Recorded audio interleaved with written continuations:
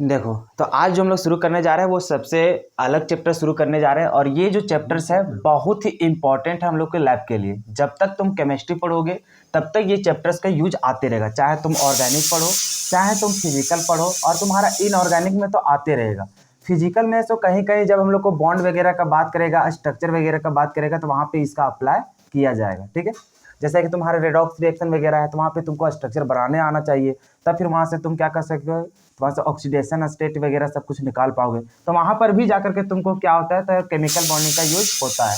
फिर वहाँ पे जब तुम ऑर्गेनिक पढ़ने जाओगे तो ऑर्गेनिक में तुम्हारा तो यूज होगा ही होगा, क्योंकि वहाँ पे रिएक्शन वगैरह करोगे तो वहाँ पे उसमें भी यूज होते रहता है। तो मेनली जो ये चैप्टर्स है, इसको इससे पहले जो हम लोग पीरियोडिसिटी चैप्टर्स जो पढ़ा था वो हम लोग को इम्पोर्टेंट तो था ही, उससे ज़्यादा इंपॉर्टेंट हम लोग को ये चैप्टर्स है। ठीक है, हालांकि वो तो हम लोग जब इनऑर्गेनिक पढ़ेंगे तो वहाँ पे हम लोग को पी ब्लॉक हो गया, एस ब्लॉक हो गया, हाइड्रोजन वगैरह हो गया, डी ब्लॉक हो गया, एफ ब्लॉक हो गया, वहाँ पे पढ़ेंगे तो हम लोग को कौन अप्लाई होगा, वहाँ पे पीरियोडिसिटी वाला यूज होगा, और साथ ही साथ तुम्हारा केमिकल बॉन्डिंग का भी यूज होगा। ठीक है, तो वहाँ पे हो गया। लेकिन इसका जो हम लोग करेंगे इस चैप्टर्स को, वो तीनों चैप्टर्स में हम लोग को मतलब कि तीनों पार्ट में यूज होगा, फिजिकल में भी, ऑर्गेनिक में भी और इनऑर्गेनिक में भी। ठीक है, तो इस चैप्टर्स को थोड़ा अच्छा तरीके से समझना, बहुत जल्दी ये भी खत्म कर दिया जाएगा, वही कि 15 से 20 लेक्चर तक जा सकता है, हो सकता है 30 लेक्चर तक भी जाए, जैसा हम लोग को यहाँ पे वीडियो शूट हो। ठीक है, चलो, तो केमिकल बॉन्डिंग, और इसका चैप्टर्स का जो नाम था chemical bonding and molecular structure. अब वहाँ पे हम लोग को दो चैप्टर से मिल करके ये चैप्टर्स बना हुआ है। एक तो हम लोग देख रहे हैं केमिकल बॉन्डिंग से, इसका मतलब क्या समझ गया, एक बॉन्डिंग जो बनेगा वो केमिकली बनेगा। ठीक है, अब यहाँ पे बॉन्डिंग मतलब यहाँ पे बॉन्ड वगैरह के बारे में जानेंगे। उसके बाद एक जो हम लोग पढ़ रहे थे सेकेंड वाला, उसमें है हम लोग को क्या चाहिए, मॉलिक्यूलर स्ट्रक्चर। तो वहाँ पे किसका बात कर रहा है, स्ट्रक्चर का। तो यहाँ पे हम लोग मेनली जो बात करेंगे, जो हम लोग को कोई भी कंपाउंड रहेगा तो उसका एंगल का बात करेंगे, बॉन्ड वगैरह का बात करेंगे, और उसके बाद सेकंड जो पार्ट रहेगा उसमें हम लोग स्ट्रक्चर के बारे में बात करेंगे। ठीक है, कि आखिर वो मॉलिक्यूल हम लोग को किस तरह का अरेंजमेंट रहेगा। तो अरेंज करने के लिए हम लोग को क्या करना पड़ेगा, बहुत सारा रूल्स पढ़ना पड़ेगा, बहुत सारा मेथड्स पढ़ना पड़ेगा, तब हम लोग सही जा करके स्ट्रक्चर बना पाएंगे। ठीक है, और उसी तरह से बॉन्ड वगैरह देखेंगे यहाँ पे, फिर हाइब्रिडाइजेशन वगैरह बहुत कुछ यहाँ पे पढ़ना है। ठीक है, अब यहाँ पे जब चैप्टर शुरू कर रहे हैं केमिकल बॉन्डिंग, तो इसका मतलब केमिकल बॉन्डिंग आखिर होता क्या है कि, तो उसको हम लोग यहाँ पे देखते हैं। अब यहाँ पे देखो, जो केमिकल बॉन्डिंग होता है वो हम लोग का एक बॉन्ड है, क्या चाहिए, बॉन्ड, और ये जो कैसा बॉन्ड है हम लोग को, केमिकल है। ठीक है, अब आखिर ये होता क्या है केमिकल बॉन्ड, तो क्या होता है, the attractive force which holds two or more atoms, molecules or ions together to form a stable chemical species is called a chemical bond। ये केमिकल बॉन्ड कुछ नहीं होता है, ये एक तरह से क्या होता है, अट्रैक्टिव फोर्स होता है। क्या होता है, अट्रैक्टिव फोर्स। तो यहाँ पे क्या होता है, जैसे कि एटम हो गया, कोई भी हम लोग ले लिए एटम दो गो, ठीक है, तो यहाँ पे दो गो तीन गो कुछ भी लेते हैं। अब क्या होता है, ये एटम्स के बीच में क्या होता है, एक अट्रैक्टिव फोर्स होता है। तो ये अट्रैक्टिव फोर्स क्या करता है, एक दूसरे को आपस में क्या करता है, जोड़ता है, वो दोनों को क्या करता है, एक बॉन्ड से वहां पे जोड़ता है। और उसी तरह से यहाँ पे एटम का बात करेंगे, फिर यहाँ पे आयंस की बात करेंगे, किसका फिर बात करेंगे, मॉलिक्यूल्स का। तो वो तीनों जो रहते हैं वो आपस में क्या करते हैं, तो एक अट्रैक्टिव फोर्स से क्या होते हैं, अट्रैक्ट होते हैं, और अट्रैक्ट करने के बाद उन लोग होल्ड्स जो यहाँ पे रखा हुआ है, मतलब उन लोग क्या करता है, जुड़ा हुआ रहता है। क्या करता है, एक दूसरे से जुड़ा हुआ रहता है। अब वहां पे जो जुड़ता है और जुड़ने के बाद जो उन लोग एक बॉन्ड बनाता है, वो कैसा बनाता है, हम लोग को एक स्टेबल क्या बनाता है, स्टेबल केमिकल स्पीसीज उन लोग हो जाता है। जैसे कि मान के चलो तुम्हारा फ्री रहता है, मान के चलो अभी तुम्हारा ये एटम है, ठीक है, एक और एटम था, ठीक है, अभी क्या होता है, ये दोनों आपस में मतलब अकेला में देखा जाए तो इन लोग स्टेबल रहता है क्या, नहीं रहता है। तो होता क्या है, जब इन लोग एक अट्रैक्टिव फोर्स से आपस में जुड़ते हैं, तो जुड़ने के बाद उन लोग जो हो जाता है, तो फिर यहाँ पे देखा जाता है ये जो एटम है और ये जो एटम है, पहले क्या था, अनस्टेबल, अभी क्या हो जाता है, बॉन्ड बनाने के बाद स्टेबल हो जाता है। ठीक है, तो ये जो हम लोग को बनता है, इसी को हम लोग क्या बोलते हैं, केमिकल बॉन्ड। कुल मिलाकर के फिर से यहाँ से समझो कि ये जो एटम्स होते हैं, जो एटम्स होते हैं, चाहे मॉलिक्यूल्स हो गया चाहे आयंस हो गया, तो वो पहले जो होते हैं अकेला में जो रहता है, उन लोग क्या रहता है, अनस्टेबल रहता है। अब उन लोग क्या होता है, स्टेबल को गेन करने के लिए, उन लोग स्टेबल प्राप्त करने के लिए क्या करता है, तो एक अट्रैक्टिव फोर्स से आपस में क्या करते हैं, जुड़ते हैं, और जुड़ने के बाद क्या करते हैं, एक केमिकल बॉन्ड का फॉर्मेशन करते हैं। समझ में आ गया यहाँ तक? अरे इन लोग क्या करते हैं, समझ में आया? कि इन लोग क्या करता है, एटम्स हो गया, मॉलिक्यूल्स हो गया, आयंस हो गया, तो इन लोग क्या करता है, स्टेबल गेन करने के लिए इन लोग क्या करता है, पहले अनस्टेबल रहता है तो उन लोग क्या करता है, एक अट्रैक्टिव फोर्स से आपस में जुड़ते हैं और आपस में पकड़ करके उसको रखते हैं। तो उसके बाद उन लोग क्या करता है, एक स्टेबिलिटी उन लोग में आ जाता है, वो जो एटम्स था चाहे मॉलिक्यूल्स था उन लोग में क्या हो जाता है, स्टेबिलिटी आ जाता है। तो उसी को हम लोग क्या बोलते हैं, केमिकल बॉन्ड बोलते हैं। ठीक है, यहाँ तक जो इन लोग अट्रैक्टिव फोर्स से जो जुड़ा रहा है ना, तो उसी को हम लोग क्या बोलते हैं, केमिकल बॉन्ड। यहाँ तक समझ में आ रहा है। चलो, अब यहाँ पे जो केमिकल बॉन्ड होता है, वो केमिकल बॉन्ड का इतना टाइप हम लोग को पढ़ना है। अब क्या क्या हम लोग को केमिकल बॉन्ड होता है, तो देखो केमिकल बॉन्ड का दो प्रकार होता है, एक होता है स्ट्रॉन्ग बॉन्ड और एक क्या होता है, वीक बॉन्ड होता है। ठीक है, अब यहाँ पे स्ट्रॉन्ग बॉन्ड और वीक बॉन्ड कहने का मतलब जो यहाँ पे अट्रैक्टिव फोर्स से जो जुड़ा हुआ है, ठीक है, यहाँ पे जुड़ा हुआ है, तो यहाँ पे क्या होता है, ये को कमजोर तरीके से पकड़ के रखता है और ये क्या रहता है, पूरा स्ट्रांगली जुड़ा हुआ रहता है। अरे अट्रैक्शन फोर्स उसमें ज्यादा होगा तो उन लोग आपस में क्या होते हैं, अच्छा तरीके से आबंध बना करके रखते हैं। अब यहाँ पे जैसे स्ट्रॉन्ग बॉन्ड की बात करते हैं तो यहाँ पे क्या होता है, इसका भी टाइप होता है, एक क्या होता है आयनिक बॉन्ड, एक क्या होता है कोवैलेंट बॉन्ड, फिर मेटालिक बॉन्ड, फिर कोऑर्डिनेट बॉन्ड। अब यहाँ पे सभी चीजों को पढ़ेंगे। फिर यहाँ पे देखते हैं कि जो कोवैलेंट बॉन्ड होता है इसमें भी हम लोग को टाइप देखने को मिलता है, क्या क्या, तो एक polar covalent bond, non polar covalent bond, sigma bond और एक क्या चीज, पाई बॉन्ड। तो ये सारा चीज जो हम लोग पढ़ेंगे यहाँ पे, ये किसके अंदर आता है, स्ट्रॉन्ग बॉन्ड के अंदर।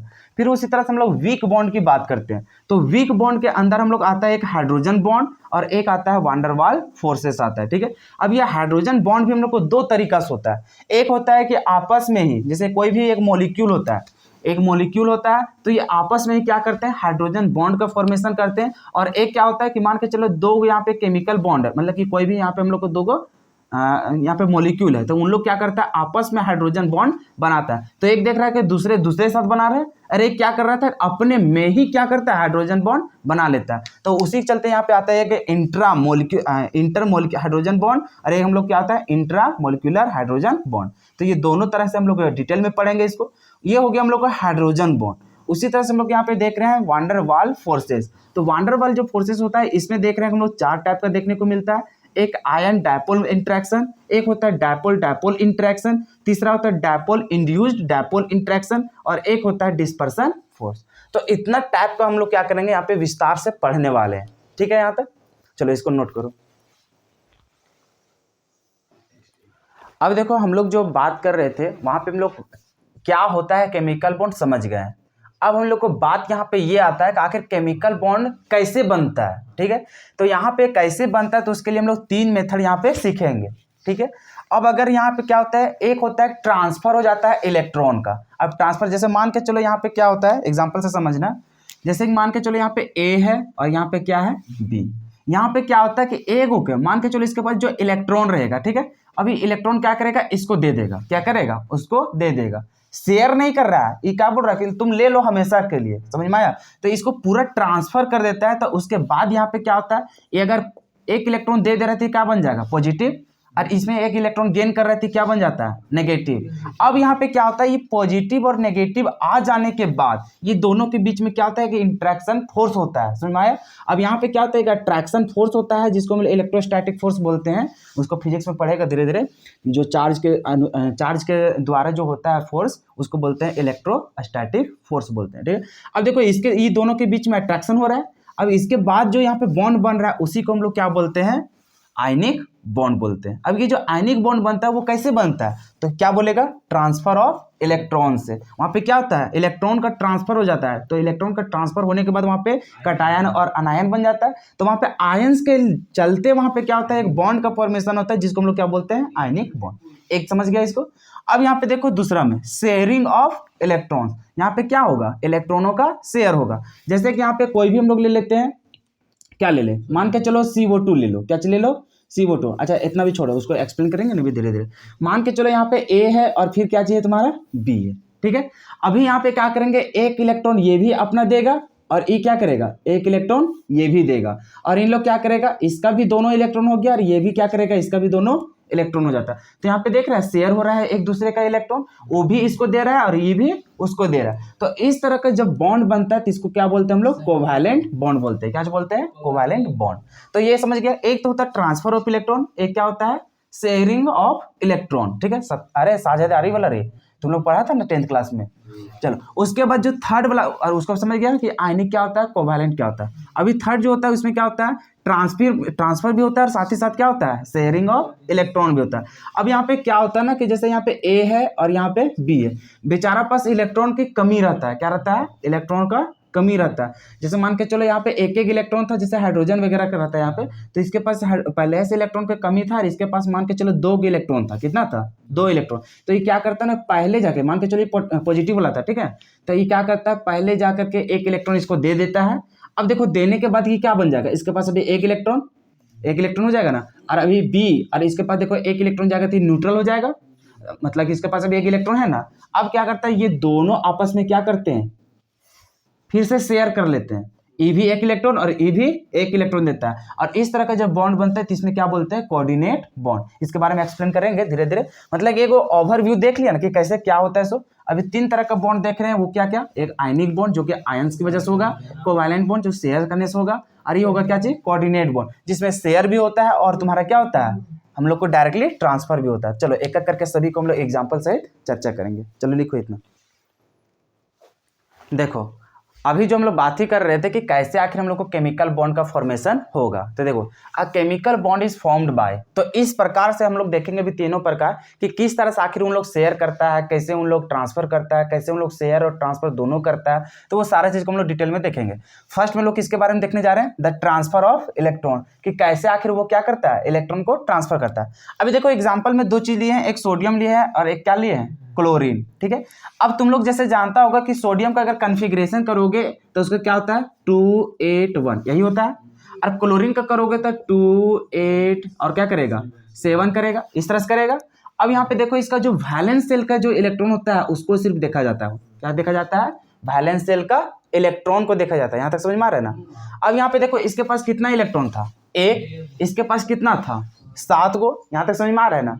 अब यहाँ पे देखो इसका, अब दोनों का जब इलेक्ट्रॉन को यहाँ पे दिखाने जाएंगे तो क्या होता है ना कि यहाँ पे देखो इलेक्ट्रॉन को एक डॉट से दिखाया जाएगा, क्या चीज दिखाया जाएगा, डॉट से, और एक यहाँ पे इस तरह से कटा हुआ दिखेगा, क्या चीज दिखा जाएगा, कटा हुआ। तो ये दोनों को डिनोट करते हैं क्या चीज, इलेक्ट्रॉन, क्या चीज डिनोट करते हैं, इलेक्ट्रॉन। कहीं पे ऊपर नीचे लिख लेना, ठीक है, कि इस तरह से हम लोग को इलेक्ट्रॉन का सिंबल देते हैं, ठीक है। अब इस तरह से दोनों को क्यों दिखाते हैं, जैसे यहाँ पे 2 एलिमेंट है, तुम चाहो तो इसको एक्स दिखाओ, चाहो तो इसमें डॉट दिखाओ, चाहे तुम इसको डॉट दिखाओ, इसको एक्स दिखाओ, ताकि फर्क पता चल सके, अच्छा एक्स वाला इसका इलेक्ट्रॉन है, डॉट वाला इसका इलेक्ट्रॉन, इसी चलते उसको डिनोट करने के लिए डॉट और एक्स का यहाँ पे यूज किया जाता है। यहाँ तो समझ में आ गया ना। अरे एक्स करने का मतलब खाली कटा हुआ है, ठीक है ना। जैसे देखो सोडियम के पास कितना वैलेंस सेल में इलेक्ट्रॉन होता है, 1 होता है। देखो 2, 8, 1 सभी को नहीं दिखाना, सिर्फ वैलेंस इलेक्ट्रॉन को, तो इसके पास कितना इलेक्ट्रॉन होता है, 1। चलो इसको हम लोग डॉट से दिखा देते हैं, ठीक है। अब इसको डॉट से दिखा दीजिए, इसको कटा हुआ से दिखाएंगे। क्लोरीन के पास कितना होता है, 7 गो, तो इसको दिखा दो, मान के चलो यहाँ पे 7 को दिखाएंगे तो यहाँ पे 1 हो गया, फिर यहाँ पे देखो कितना हो गया, 7 हो गया, देखो 2, 4 और 1 6, और एक हम लोग को दिखाना पड़ेगा, मतलब 2 गो, तो यहाँ पे हो गया, अभी कितना हो गया, इसका 7 गो हो गया, ठीक है। इसका 1 इलेक्ट्रॉन, इसका के गो 7 गो इलेक्ट्रॉन। अब यहाँ पे होता क्या है, ये जो इलेक्ट्रॉन यहाँ पे देख रहा है, ठीक है। अब ये जो सोडियम क्या करता है ना कि इधर वाला तुम्हारा 1 इलेक्ट्रॉन क्या दे देता है, इसको दे देता है, क्या दे देता है, क्लोरीन को दे देता है। तो जैसे ही इसका क्लोरीन को दे देगा, देखो ये क्या बन जाएगा, सो जैसे वो क्लोरीन को दे देगा तो तुम्हारा क्या हो जाएगा, सोडियम अगर 1 इलेक्ट्रॉन को दे रहा है तो इसके पास पॉजिटिव चार्ज आ जाएगा, तो यहाँ पे क्या हो जाएगा, Na+ हो जाएगा, ठीक है। अब यहाँ पे देखो ई इलेक्ट्रॉन किसके पास चल जा रहा है, इसके पास, और यहाँ पे देखेगा यहाँ पे क्लोरीन, तो यहाँ पे देख रहा है एक वो कटा हुआ और एक यहाँ पे क्या चल जाएगा, डॉट वाला, क्योंकि उसका इलेक्ट्रॉन आया यहाँ पे, बाकी इधर क्या हो जाएगा, कटा हुआ और यहाँ पे कटा हुआ।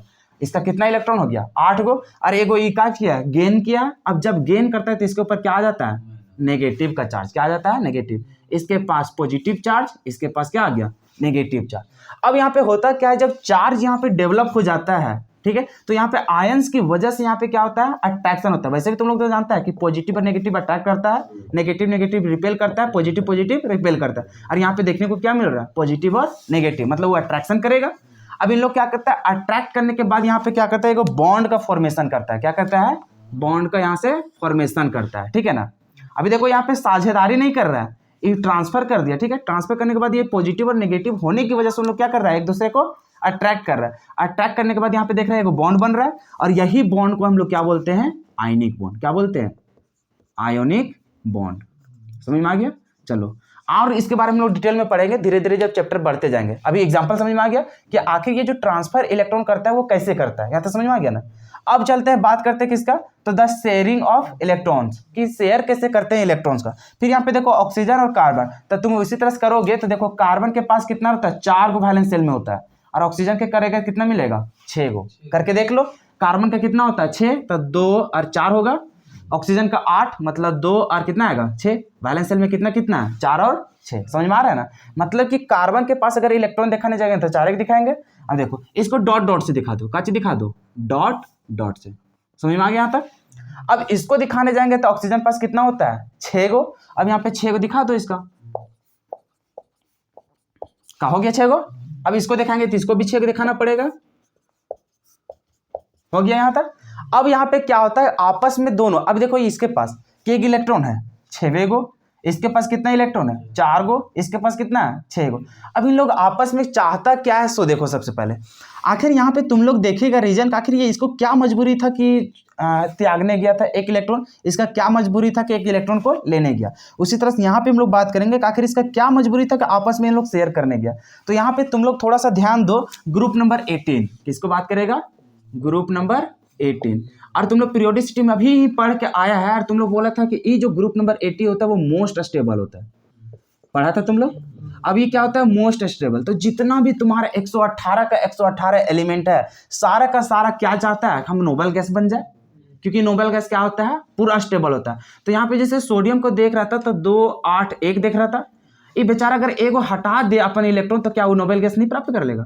इसी चलते ही अपना क्या चाहता है कि एक इलेक्ट्रॉन तो त्याग दो। उसके बाद क्लोरीन को देखेगा तो क्या होता है 2 8 7, ये बेचारा क्या करना चाहता है, एक इलेक्ट्रॉन अगर गलती से इसको मिल जाता तो ये स्टेबल हो जाता, नोबेल गैस बन जाता। इसी चलते ये क्या करता है, एक हम लोग को इलेक्ट्रॉन लेना चाहता है। मतलब कुल मिलाकर के तुम क्या देख रहा है, इन लोग क्या चाह रहा है, एक ऑक्टेट पूरा करना चाह रहा है। जैसे तुम लोग 10th क्लास में पढ़ा होगा अष्टक रूल, पढ़ा था ना, जिसने क्या देखा था वहां पे, वही चीज था कि सारा जितने भी एटम्स होते हैं चाहे एलिमेंट होते हैं सब क्या करना चाहते हैं, नोबेल गैस प्राप्त करना चाहते हैं। इसी चलते क्या करता है, कोई डोनेट करता है, कोई इलेक्ट्रॉन को गेन करता है, या फिर दोनों क्या करता है सत्ता का साझेदारी यहाँ पे कर देता है। उसी तरह से यहाँ पे देखना, इसमें समझ गया ना। अभी देखो इसके पास भी 10 है, इसके पास देखिएगा तो 18 इलेक्ट्रॉन है, और दोनों नोबेल गैस बना था ना। अब यहाँ पे देखो इसके पास देख रहा है 6 गो है, बेचारा ये भी चाहेगा 2 इलेक्ट्रॉन कहीं से मिल जाए ताकि वो क्या कर देगा नोबेल गैस बन जाए।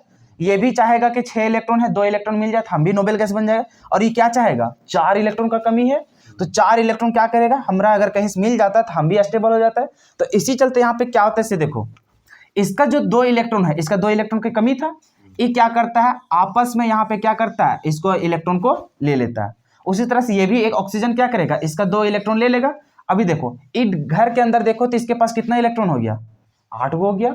8 गो जैसे होगा तो स्टेबल हो गया, क्योंकि नोबेल गैस प्राप्त कर लिया। ये भी क्या किया, नोबेल गैस प्राप्त कर लिया, तो ये भी स्टेबल हो गया।